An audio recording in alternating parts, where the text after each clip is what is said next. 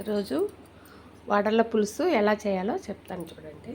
ఇదిగోండి వడలు 5 అండి, 2 టమాటాలు, 2 ఎర్రగడ్డలు, 2 తెల్లగడ్డలు, ఒక 4 తెల్లపాయలు అండి, కరివేపాకు, కారము, ఇదిగోండి పసుపు, ఆవాలు, చూసారా, మెంతులు.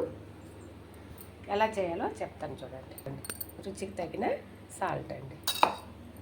ఇదిగోండి బాండలు పెట్టి మెంతులు 2 వేసుకుందామండి, ఆవాలు 2 వేసుకుందామండి, కరివేపాకు వేసాను. ఇదిగోండి ఉల్లిపాయలతో కూడా తెల్లగడ్డలు కూడా వేసేస్తున్నాను. అందులోనే సాల్ట్ వేసుకుంటాం కొంచెం. ఇదిగోండి సాల్ట్. ఇదిగోండి చింతపండు మితంగా అండి. ఇప్పుడు అరగడ్డ అయిపోయింది, టమాటాలు వేసుకుందాం. ఇదిగోండి ఇందులోనే పసుపు వేసుకుందాం అండి, త్వరగా అయిపోద్ది అండి.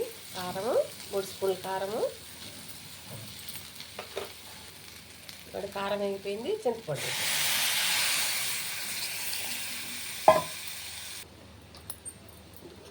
కొంచెం సాల్ట్ వేసుకుందాం. సాల్ట్ సరిపోదు, కొంచెం వేసి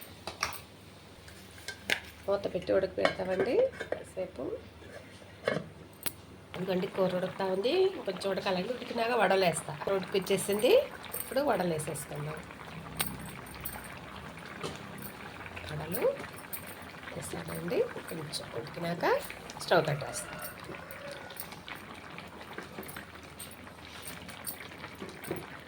వడలు ముందుగానే కాల్చి పెట్టుకున్నాను, పప్పు రుబ్బి కాల్చానండి. వడలు కాల్చుకొని వడల పులుసు వేస్తున్నాను. చూడండి ఉడికింది కూర. కొత్తిమీర చల్లు వేసుకుంటానండి. స్టవ్ పెట్టేస్తున్నాను.